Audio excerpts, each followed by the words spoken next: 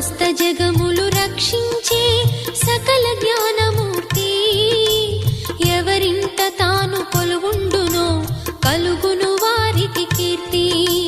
సకల సంపదల మూలము సుమనోహరి లక్ష్మి శ్రీ చక్రవాసిని మాత శ్రీ విష్ణు ధర్మ పత్ని